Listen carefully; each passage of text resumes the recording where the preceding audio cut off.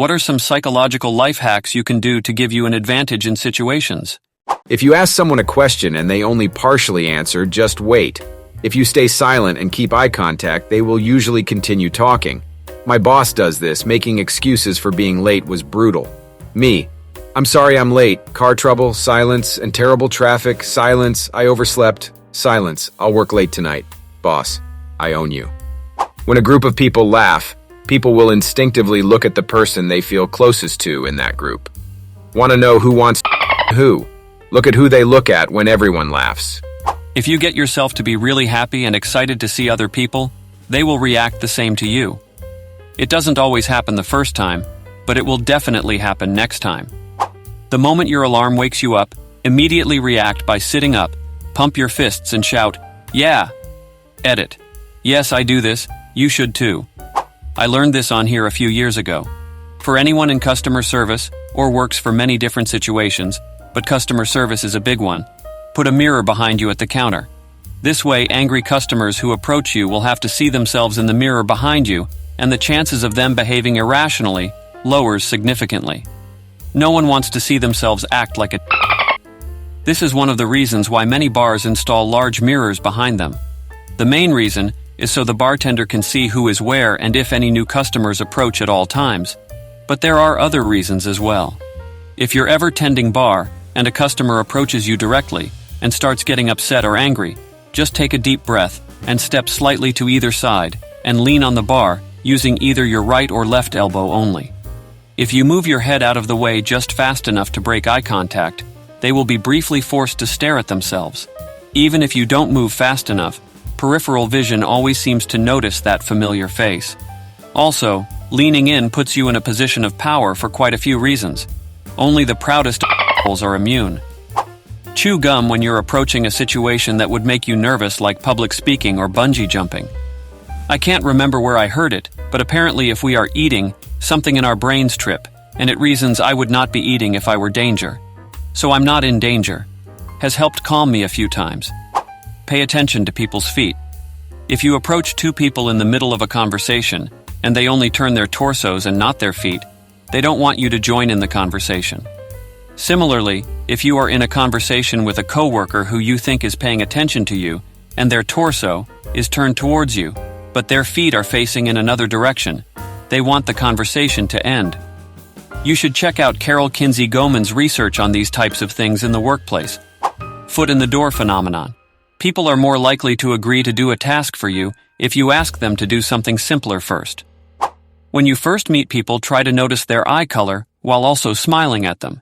It might be because you look for a second or two longer, but all I can tell you is that people really respond to it. The physical effects of stress, increased breathing rate, heart rate, etc., mirror identically the physical effects of courage. So when you're feeling stress from any situation, immediately reframe it. Your body is getting ready to do courage. It's not feeling stress. For interviews, I recommend altering your psychological state beforehand. Tell yourself, I've known these people all my life. We're old friends catching up. I can't wait to see them. Visualize the experience, shaking hands, making eye contact, having conversation. What things can you not to wait to tell them? Hold an open pose, stand with your legs apart, hands on your hips and shoulders back while doing this, and smile. This may sound cliché, but you are in charge of your own psychological state, and the power of suggestion is strong. My personal favorite is when people are angry at me. If I stay calm, it'll get them even angrier, and be ashamed about it after. After a person breaks up with someone, they are at their most vulnerable state for manipulation because of the flood of emotions. This could be used for the good or evil purposes. People have a certain image of themselves and will fight tooth and nail to cling to it. Use this information wisely. False attribution of arousal. When you take somebody out on a first date, take them somewhere exciting that will get their heart beating faster, like a roller coaster or horror film. This gets their adrenaline up.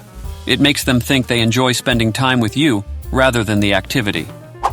In sales, though I guess it could be applied in other ways, once you make the sales pitch, don't say anything else. My boss at an old job was training me and just giving me pointers.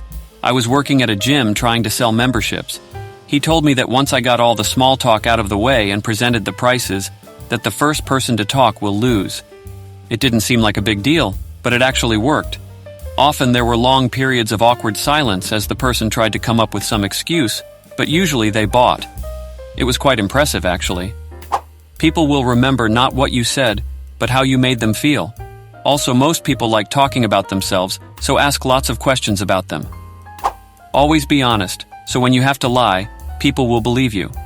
I've heard something similar as, with liars, at least you know to never trust them. But when someone is honest, you just never know when they'll lie. When I worked in retail, I had a tendency to get real curt with rude customers. When I realized I was just taking the bait, I decided to be super nice, even when they would get openly hostile. Some of them would get even crazier, and they looked like tools. If you're in a group meeting and you suspect that someone in there might come after you about something, sit right next to them. They were hoping that the group would provide some sort of herd defense, but if you're right next to them, it can't be anything other than personal. This tends to make them back off, or at least substantially temper what they say. Source: had a job with a huge target painted on my back for years. Keep your friends close and your enemies closer. I remember the last time this thread showed up. Someone posted that if you ask someone to do you a small favor, cognitive dissonance will make them believe that because they did that favor, they therefore must like you. After all, why would they help someone they disliked? You are in control of your emotions and thoughts. Try replacing some immediate responses. Tell yourself you're happy about something, or you're excited. Eventually, your brain will end up believing it. That's the same for being down, and that's why you should never try to diagnose yourself. Saying you're depressed or have social anxiety would end up with you being more anxious and more depressed. You won't notice it at first, but over a few months, it will have a pretty noticeable effect on your personality. The best one I ever heard was, apparently, if you have a warm hand when you shake somebody's hand, you immediately become a more desirable person to get along with. Stand up straight, no slouching, hands out of pockets, and head held up high. It's not just a cliche, you literally feel better, and people around you feel more confident in you. Not always a must, but try to dress well for important occasions, including interviews. If you look good, you feel good, and if you feel good, you'll do good. In a negotiation setting, always start by anchoring, meaning start on a more radical extreme end of what you expect to get.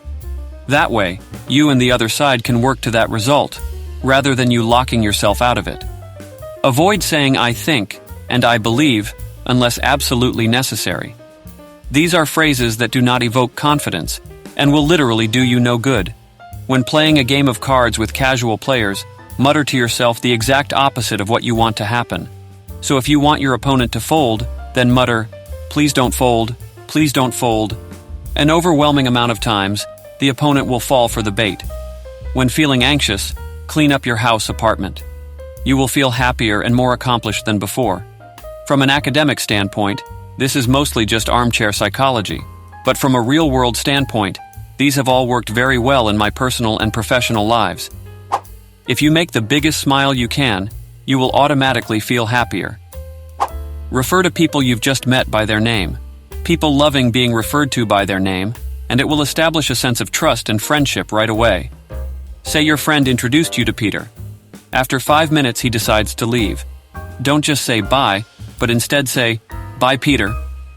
Make it a practice to get rid of filler words and phrases such as, like, you know, etc. Instead, use short pauses to gather your thoughts before speaking, though avoid Shatner-style pauses. Using filler words keys whoever you're talking to that you are thinking about what you're saying. Leaving them out makes these thinking spots less noticeable, since you aren't essentially announcing to the world that you are thinking, and makes you seem more sure of yourself. I work with mentally disabled children, and have found it highly beneficial to describe their capacities in such a way that I indirectly describe their limitations, as opposed to the reverse. In real-life terms, avoid negative words when pitching something unfavorable to an audience that you want to receive it well. If you can do it in writing, all the better, because you get to pick out your words carefully. Also focus the manner by which you intend to fix things, rather than the problems. Johnny can't even speak in phrases, and only turns his head to you when you say his name, but doesn't make eye contact. He won't sit in a chair for more than a minute unless you repeatedly tell him to. Nope, try again. Johnny uses words to communicate, So the next step is to strengthen his skills up to the level of 2-word phrases. He responds to his name by turning, so we're going to work on his ability to maintain eye contact. Johnny is able to remain seated for longer than 1 minute, if given repeated prompting. Which would you rather hear about your kid? This also applies to other types of work. Use it to present anything negative. Works magnificently. This has been posted before, but if you want to stare at someone unashamedly, look directly past them and wait for them to try and meet your eyes. When they fail to do that, they'll look around, usually nervously for a second, and won't look at you again for some time. This is your chance to straight up stare at this person for at least 45 seconds. No matter what happens, remember to breathe, unless you're underwater. If you really want something from someone, frame it as an offer rather than a request. When Teddy Roosevelt was running for president, his campaign printed out 3 million leaflets with a picture of Teddy and a copy of a campaign speech. The campaign then realized that they didn't have the rights to the photo.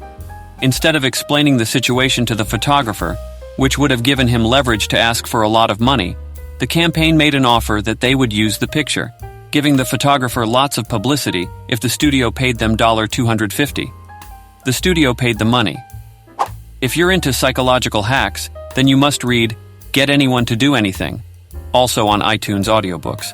It's a fascinating, easy-to-understand book written by a psychologist. The hacks are divided up into chapters. How to catch someone out on a lie, for example. Brilliant technique. I gave this to an old manager I used to work with. He was having problems with a board member that hated him and wouldn't agree with any of his suggestions regardless of how good they were, after applying techniques in the book that all changed. I also used it to get a date with a woman who I considered way out of my league. It worked, I'm ashamed to say. Make sure to hit that subscribe button so you never miss out on the latest, super interesting discussions.